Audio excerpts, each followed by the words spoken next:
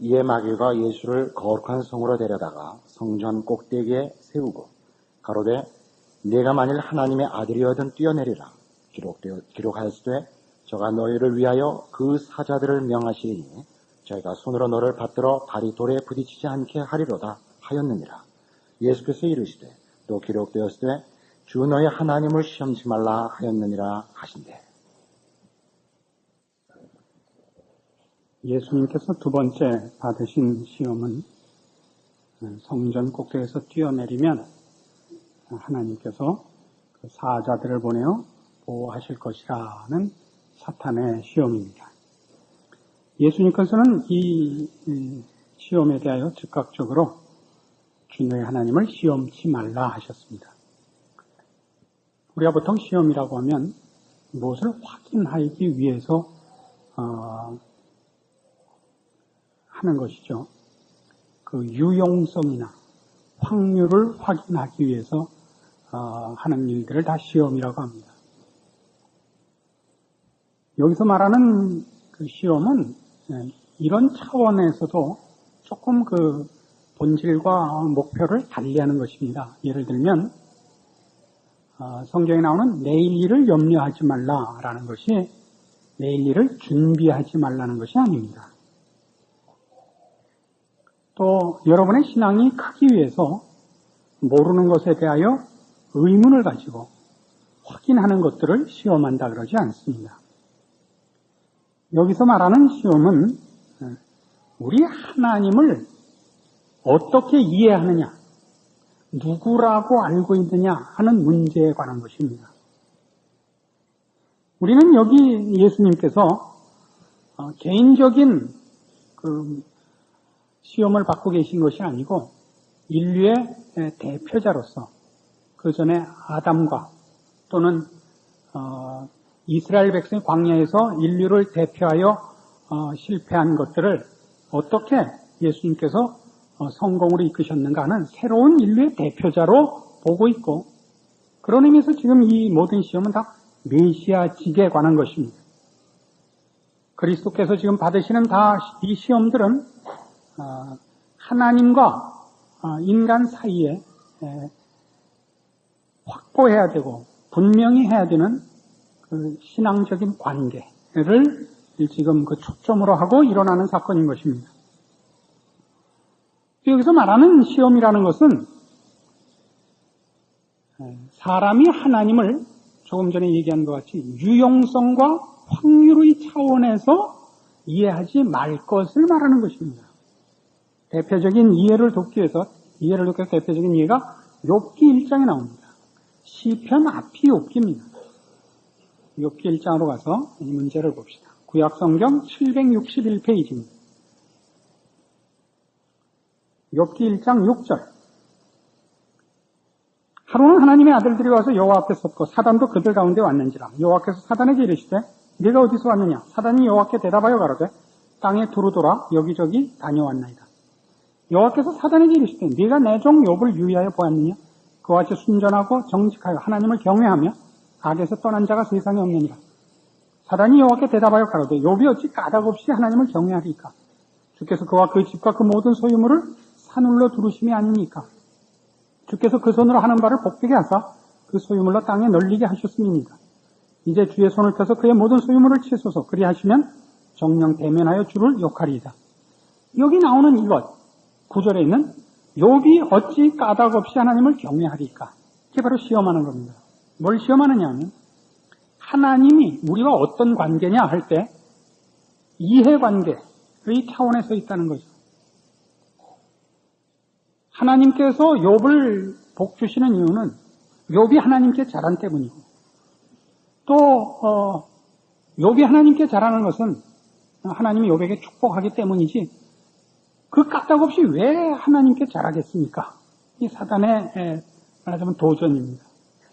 그러니까 사람들이 하나님을 경외하고 하나님을 앞에 무릎 꿇는 것은 그렇게 함으로써 얻는 보상이 있기 때문 아닙니까?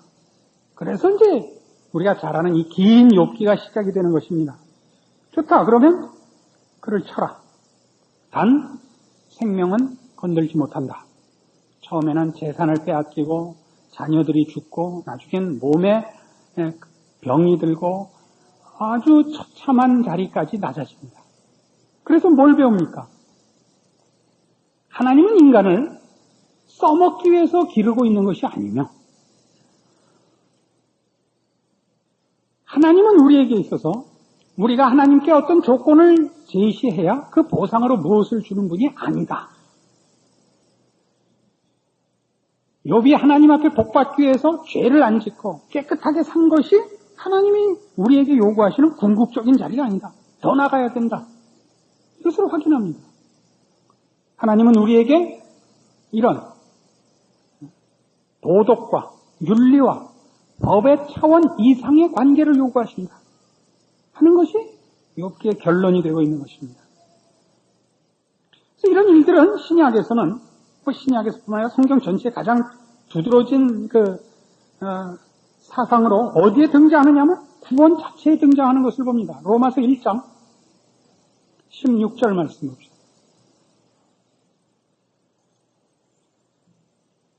로마서 1장 16절. 내가 복음을 부끄러워하지 아니하노니 이 복음은 모든 믿는 자에게 구원을 주시는 하나님의 능력이 됨이라. 첫째는 유대인에게요 또한 헬라인에게로다. 복음에는 하나님의 의가 나타나서 믿음으로 믿음에 이르게 하나니 기록된 바 오직 의인은 믿음으로 말미암아 살리라 함과 같으니라.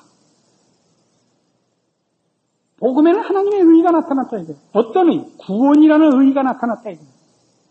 3장 21절에 가면 이 구원에 나타난 복음에 나타난 하나님의 구원의 의를 뭐라고 설명하냐면 3장 21절. 이제는 율법에 하나님의 한 의가 나타났으니 율법과 선지자들에게 증거를 받은 것이라. 곧 예수 그리스도를 믿음으로 말미암아 모든 믿는 자에게 미치는 하나님의 의는 차별이 없느니라.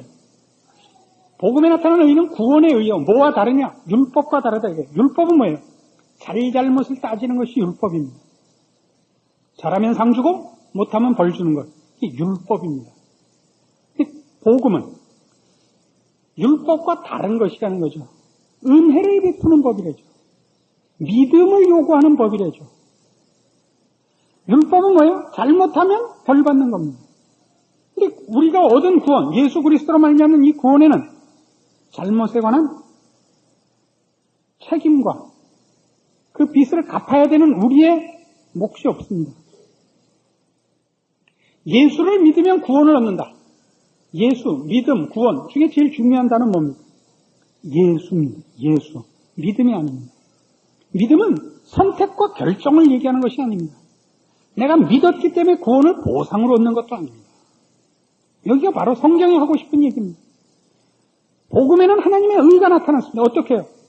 하나님이 우리의 죄를 당신이 해결하시고 우리를 구원하는 겁니다.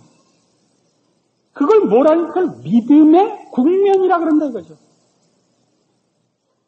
법의 차원에서는 어떻게 해요? 법이라는 국면에서는 잘못을 범한 자가 그 잘못을 범한 일에 대한 책임을 져야 그것이 없어지는 겁니다.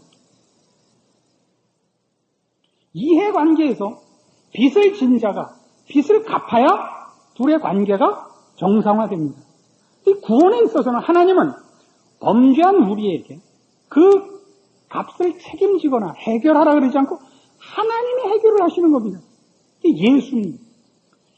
하나님 쪽에서 채권자가 채무자의 채무를 대신 지는 용서, 은혜, 이런 단어가 쓰이는 국면은 법의 국면도 아니요, 그렇죠?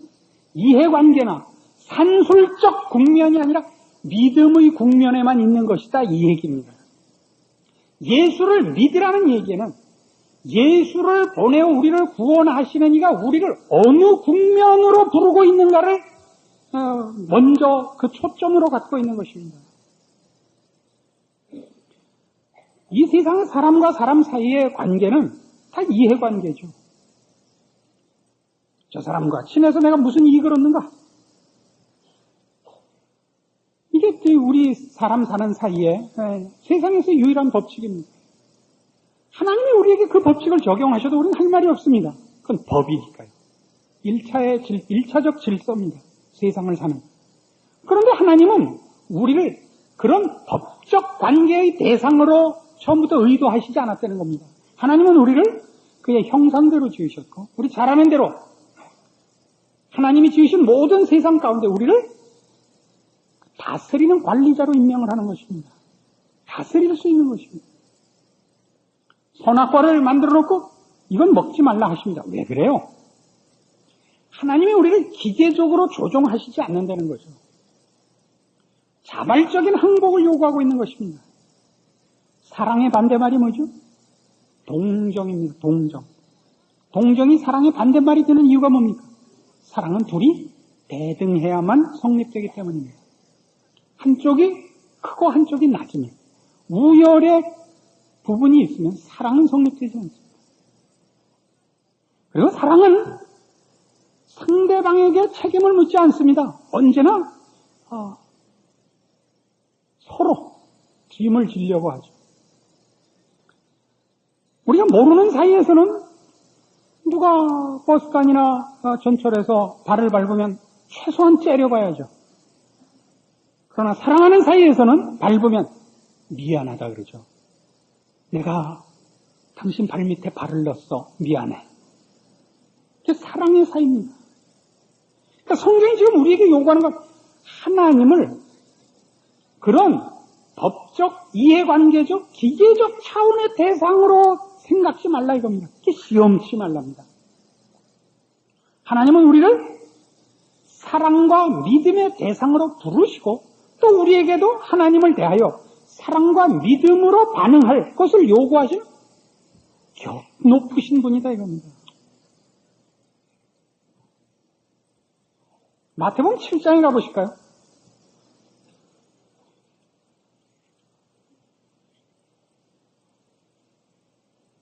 마태복음 7장 9절에 이런 말씀이 나옵니다. 너희 중에 누가 아들이 떡을 달라면 돌을 주며 생선을 달라면 뱀을 줄 사람이 있겠느냐. 너희가 악한 자라도 좋은 것으로 자식에게 줄 줄 알거든 하물며 하늘에 계신 너희 아버지께서 구하는 자에게 좋은 것으로 주시지 않겠느냐. 하나님은 우리에게 아버지입니다. 아버지란 부모와 자식이란 법적 관계를 가지지 않죠. 이해관계로 가지지 않죠. 기계적인 관계도 아니죠. 그건 사랑의 관계입니다. 자식이 잘못하면 들어올 때 이렇게 딱 째려보고 누구세요? 그러는 부모는 없습니다. 왜 오셨어요? 안 그러죠. 잘못하면 뭐라 그래요? 잘못하고 안 들어오면 삐삐를 치고 전화를 해서 빨리 들어와. 두 번 죽일 거야. 죽일 건데 왜 들어오라는 거예요? 그 죽이는 것은 소멸시키는 게 아니죠. 혼내서 고치겠다는 거죠. 부모 마음에 들도록 고쳐내고야 말겠다는 거지 정말 집 빠꾸려고 부르는 건 아니잖아요. 하나님은 지금 우리에게 말씀하신 겁니다. 너희가 악한 자라도 자식에겐 좋은 것으로 줄 줄 알고 하물며 너희 하나님이 너희에게 좋은 걸 주시지 않겠냐. 이 하나님을 뭘로 바꾸지 말라고요. 이해관계와 기계적인 하나님으로 바꾸지 말라는 겁니다. 내가 하나 해줘야 뭐 해주는. 그래요. 저도 할게요. 헌금할게요. 하면 될 거 아니에요. 자식들 꾸준히 때문에 갚으면 될 거 아니에요. 아니면 이걸 놔둬요. 눈가를 뽑아놓지. 응? 그게 지금 성경이 하고 싶은 얘기라고요. 하나님을 그렇게 생각지 말라요. 그러나 사탄은 그렇게 유혹을 했죠. 누구를? 아담과 하와를. 저 선악과를 왜 먹지 말라 했는지 아느냐? 저걸 먹으면 너희가 하나님과 동등해질 것이기 때문에 못 먹겠다. 하나님은 너희 편이 아니다 이거예요. 사소한 것은 주지만 가장 중요한 것은 꼽을 치는 하나님이다. 이렇게 홀딱 먹었죠.結構망했죠. 우리 하나님을 어떻게 이해하느냐 하는 것은 신앙에서 제일 중요한 겁니다. 신앙은 자기 최면도 아니고 자기 열심도 아닙니다. 비나이다가 아닙니다. 믿음이라 하나님이 누구시냐를 제대로 아는 것입니다. 같은 마태복음 6장을 보실까요? 26절. 공중의 새를 보라. 심지도 않고 거두지도 않고 창고에 모아들이지도 아니하되 너희 천부께서 기르시나니 너희는 이것들보다 귀하지 아니하냐. 너희 중에 너희 염려함으로 그 키를 한 자나 더 할 수 있느냐. 또 너희가 어찌 의복을 위해 염려하느냐. 들의 백합화가 어떻게 자라는가 생각하여 보라. 수고도 아니하고 길쌈도 아니하느니라. 그러나 내가 너희에게 말하노니 솔로몬의 모든 영광으로도 입은 것이 이것 하나만 갖지 못하였느니라. 오늘 있다 내일 아궁이에 던지우는 들풀도 하나님이 이렇게 입히시거든 하물며 너희일까 보냐. 믿음이 적은 자들아. 잘 보세요. 26절. 공중의 새를 누가 길러요? 우리 아버지가 기른 거예요. 새한테는 하나님은 아버지가 아니에요. 하나님은 우리한테는 아버지라고. 너희 천부께서 이 새를 기른다 이거예요. 하물며 너희일까 보냐. 하물며 너희일까. 31절. 그러므로 염려하여 이르기를 무엇을 먹을까 무엇을 마실까 무엇을 입을까 하지 말라. 이는 다 이방인들이 구하는 것이라. 너희 천부께서 이 모든 것이 너희에게 있어야 할 줄을 아시느니라. 자, 여러분의 신앙을 잘 점검해 보세요. 왜? 우리의 신앙의 제일 기초와 핵심되는 부분에서 바로 원죄의 성향이 있어요. 하나님은 우리가 뭘 갖다 줘야 주시는 분 같아요. 그래서 우리는 기도할 때 꼭 이렇게 걸죠. 이번 일만 해주시면 저도 가만히 있지 않겠습니다. 걱정 마십시오. 이걸 자꾸 갖다 걸어요. 그것이 여러분이 하나님을 알아가고 기도하여 응답받는 일을 배워가는 과정에서 나타나는 유치한 단계라면 상관이 없습니다. 근데 그것이 여러분 마음속에 하나님을 만나고 하나님께 응답받는 일에 하나의 본질이 되어 하나님을 그렇게 이해한다면 하나님을 시험하는 것입니다. 하나님은 그런 분이 아닙니다. 하나님은 우리보다 우리 편입니다. 우리 자신이 우리를 편드는 것보다 하나님이 우리 편을 더 듭니다. 하나님이 어떤 분인가에 대하여 이런 근본적인 모독을 여러분 마음속에서 뽑아버려라 하는 것이 주 너의 하나님을 시험치 말라인 것입니다. 우리는 이런 차원에서 이런 시험에 잘 걸려요. 하나님 왜 이렇게 하시는 거야? 이거죠. 도대체 왜 이렇게 하시는 거야? 왜 일찍 우리의 기도에 응답하시지 않는가? 왜 고통스럽게 하고 이렇게 긴 길을 도시는가? 이사야 55장에 그 답이 나옵니다. 구약성경 1035페이지. 이사야 55장 8절. 여호와의 말씀에 내 생각은 너희 생각과 다르며 내 길은 너희 길과 달라서 하늘이 땅보다 높음 같이 내 길은 너희 길보다 높으며 내 생각은 너희 생각보다 높으니라. 비와 눈이 하늘에서 내려서는 다시 그리로 가지 않고 토지를 적셔서 싹이 나게 하며 열매가 맺게 하여 파종하는 자에게 종자를 주며 먹는 자에게 양식을 준 것 같이 내 입에서 나가는 말도 헛되이 내게로 돌아오지 아니하고 나의 뜻을 이루며 나의 명하여 보낸 일에 형통하리라. 정말 비가 내린 자리에서 그대로 다시 증발해서 올라가면 큰일이죠. 비가 내려서 땅속에 스며들고 내를 이루고 강을 이루는 바람에 산천초목이 사는 것입니다. 나무가 크고 꽃이 피고 곡식이 열매 맺죠. 수력발전도 하고 말입니다. 그리고 낚시질도 할 수 있는 거죠. 비가 내렸다 그대로 올라가면 고기는 어디서 살까요? 구름 속에서 살까요? 우리의 인생을 보면 하나님 왜 이렇게 하실까? 하나님은 전능하시다면서 나를 사랑하신다면서 왜 이런 고통스러운 길을 걷게 하시고 이 끝이 이렇게 긴가? 뭔가? 이런 생각을 하게 됩니다. 왜 그런다고요? 내 편이기 때문에. 나를 위해서. 하나님의 생각은 우리 생각보다 얼마나 높으냐면 하늘이 땅에서 높은 것 같이 높으시기에 우리가 생각하는 바보 같은 생각대로 하시지 않는다. 그 하나님을 알고 믿는 것, 그것이 기독교 신앙입니다. 하나님이 어련히 알아서 잘 하시겠지. 이 길이 더 옳지. 하나님의 뜻이 더 높지. 그 지혜가 더 깊으시지. 이게 신앙이에요. 비나이다가 신앙이 아니에요. 밥 안 처먹고 산기도 가서 디비져갖고 궁굴르다 오는 거 그게 신앙이 아니에요. 너무 내 기도하는 거 괄세해서 미안하지만 열심히 기도의 핵심이 아닙니다. 하나님을 제대로 아는 것이 신앙의 핵심입니다. 올바로 구할 줄 알아야죠. 그래서 아까 본 대로 성경이 우리에게 가르치는 것은 이겁니다. 하나님은 우리를 바로 이런 믿음의 국면, 믿음의 격에서 부르시는 겁니다. 하나님은 우리를 위해서 우리의 인생과 우리의 존재에 간섭하시고 우리에게 요구하는 신앙도 하나님 자신에 대한 항복을 요구하십니다. 이것이 하박국서에 나옵니다. 여러분 구약성경 1305페이지를 봅시다. 하박국서 3장 17절.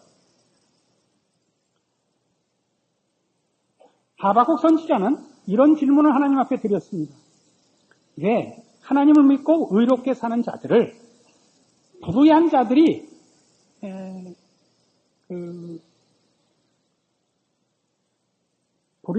핍박하고 손해를 끼치고 마음대로 공격하는데 가만히 계십니까? 왜 세상은 의로운 자들이 권세를 잡고 있지 않고 불의한 자들이 권세를 잡으며 하나님의 백성에게까지 행패를 부리는데 하나님 가만히 있습니까? 그래서 하나님 뭐라고 대답하셨냐면 의인은 믿음으로 산다. 그렇게 한 거예요. 의인은 믿음으로 산다. 우리가 잘못 생각하면 믿음을 갖고 있으면 그런 모든 행패에서 벗어나고 또 행패를 받아도 치명적인 상처를 안 받고 이렇게 생각하기 쉽지만 답은 이거예요. 지금 3장 17절에 있는 대로 비록 무화과 나무가 무성치 못하며 포도나무에 열매가 없으며 감람나무에 소축이 없으며 밭에 식물이 없으며 우리의 양이 없으며 외양간에 소가 없을지라도 나는 여호와를 인하여 즐거워하며 나의 구원의 하나님을 인하여 기뻐하리로다. 주 여호와는 나의 힘이시라 나의 발을 사슴과 같게 하사 나로 나의 높은 곳에 다니게 하시리로다. 이 답으로 인하여 이 의인은 믿음으로 산다는 게 무슨 뜻인지를 알게 돼요. 뭐냐? 의인에게 준 보상은 환경을 개선하거나 그의 곤궁한 처지를 형통케 바꿔주는 것이 아니라 하나님이 보상이다 말이에요. 여러분, 사랑하는 사이끼리는 상대방이 목적이지 상대방이 가진 것이 목적이 아니란 말이에요. 저 사람과 결혼하면 저 사람이 가진 돈과 지위와 이런 것이 목적이면 이미 그건 사랑이 아니죠. 투자죠, 투자. 사랑이란 상대방이 가진 무슨 시계, 목걸이, 옷 이런 게 그 사람 마음이죠. 그 마음을 받는 것이 유일한 보상이죠. 기쁨이고. 그러니까 의인은 믿음으로 산다는 건 뭐냐? 의인에게 준 보상이 뭐냐? 하나님의 백성에게 준 보상, 신자에게 준 보상이 뭐냐? 하나님이 그의 것이다 이거예요. 하나님이 가진 힘, 하나님이 가진 능력 말고 하나님 자신이 우리 것이라고요. 하나님 우리의 아버지시라고요. 그러니까 뭐라고 외치는 거예요? 무화과나무, 포도나무, 감람나무에 소축이 없고 외양간에 소나 나귀가 없을지라도 하나님이 내 편 아니냐? 하나님이 내 것 아니냐? 이것이 나의 보상이요, 나의 자랑이로다. 이렇게 끝나는 거예요. 여러분도 그러세요? 하나님 우리 그렇게 부르고 계신다고요. 서두에도 말씀드려놨지. 하나님은 우리를 잘되게 하고 우리에게 능력을 줘서 우리를 써먹으려고 그러는 게 아니에요. 우리를 요구하시는 거예요. 우리라는 존재를 요구하시는 거예요. 어떤? 거룩하고 사랑과 진리와 자비와 긍휼이 있고 하나님을 닮은 하나님의 형상대로 지음을 받은 그 아름다운 존재로서 우리를 요구해요. 우리와 대화를 하시고 우리와 사귀시고 우리가 인격적 교제를 요구하신다고요. 우리가 능력 있기를 바라지 않아요. 우리를 잘 먹이고 잘 키워서 복날 잡아먹으려고 그러지 않아요. 우리를 부젓가락으로 사용해서 쓰레기 치우려고 그러지 않아요. 우리가 목적이시라고요. 마찬가지로 모든 성도들에게 요구하는 것은 믿음과 사랑을 요구하신 그 하나님은 우리도 하나님을 대하여 믿음과 사랑의 대상으로 하나님을 찾기를 원하신단 말이에요. 하나님을 불러서 어떤 이익을 얻고 써먹으려고 하지 말란 말이죠. 그래서 로마서 11장에 가시면 이 성경 중에 가장 복된 성경이라는 로마서를 쓴 이 사도 바울이 1차 결론을 짓는 장면에서 하나님의 뜻과 베푸신 구원에 관한 긴 서신서를 쓰고 그 첫 번째 결론에 이런 말을 거기 넣어놓습니다. 11장 33절. 깊도다 하나님의 지혜와 지식에 부요하며 그의 판단은 측량치 못할 것이며 그의 길은 찾지 못할 것이로다. 누가 주의 마음을 알았느냐? 누가 그의 모사가 되었느냐? 누가 주께 먼저 드려서 갚으심을 받겠느냐? 이는 만물이 주에게서 나오고 주로 말미암고 주에게로 돌아감이라 영광이 그에게 세세히 있으리로다. 아멘을 하는 겁니다. 뭘 갖고요? 하나님은 그에게 누가 뭘 해서 그 보상으로 일을 하시는 분이 아니라고요. 그렇게 하나님은 가만히 계시고 하기 싫은데 이쪽에서 막 가서 신이시여 당신이 나를 위해서 이걸 한다면 내가 평생을 당신을 예배하고 광고하고 모든 사람 앞에서 이래서 나오시는 분이 아니라고요. 누가 먼저 죽게 드려 갚으심을 받게 하겠느냐. 하나님 먼저 일하신다고. 무엇을 근거로? 빚을 졌기 때문에 일하는 것이 아니라 당신이 가지신 은혜와 자비와 거룩과 능력과 지혜로 먼저 시작하시는 분이라고. 우리를 만드시고 복주시고 간섭하시고 완성하시기 위하여 생각하시고 일하시고 간섭하시는 분이란 말이죠. 구원 자체를 놓고 보세요. 우리가 언제 구원을 시켜달라 그랬으면 우리가 울부짖었냐 말이에요. 우리가 아직 죄인 되었을 때 그리스도께서 우리를 위하여 죽으심으로 하나님께서 우리에 대한 자기의 사랑을 확증하셨다. 사랑의 이유라고요. 사랑이란 상대방에게 이유가 있는 게 아니잖아요. 사랑하는 당사자에게 이유가 있잖아요. 이 하나님을, 이 사랑과 믿음의 하나님을 이해관계나 산술적 확률이나 기계적 차원에서 찾고 그를 비하시키는 것. 그것이야말로 인간들이 가지는 죄의 한 속성이란 말이죠. 하나님을 만나려 하지 않고 하나님 손에 든 것을 뺏으려 하는. 하나님을 만나서 기쁨을 나누고 교제를 하는 것이 아니라 하나님을 불러서 내가 하고 싶은 일을 대신 시키려고 하는 것. 이것이 신앙. 여기에서 벗어나셔서 하나님이 우리를 향하여 가지시는 하나님이 질투하는 하나님이라 이렇게 스스로를 선언하세요. 질투란 충분히 사랑하고 계시다는 뜻입니다. 사랑하지 않고는 질투할 수 없습니다. 질투하는 하나님 앞에 부끄럽지 않은 그 사랑과 복을 받은 사람으로서의 당연한 감사와 충성과 승리가 있는 여러분의 신자된 인생이 되기를 바랍니다. 기도하십시오. 하나님 아버지 은혜를 감사합니다. 우리 하나님이 우리를 사랑하시고 우리가 또 그 사랑과 믿음을 요구하신 것을 인하여 감사드립니다. 주를 찬송하며 경배하며 순종하며 우리의 남은 생애를 하나님의 사람으로 승리하기로 약속합니다. 우리가 있는 곳에 하나님 함께 하시는 것과 복 주시는 것과 우리가 또 주를 사랑하시는 것을 사랑하는 것을 이웃과 세상 앞에 증거하시옵소서. 예수님 이름으로 기도합니다. 아멘.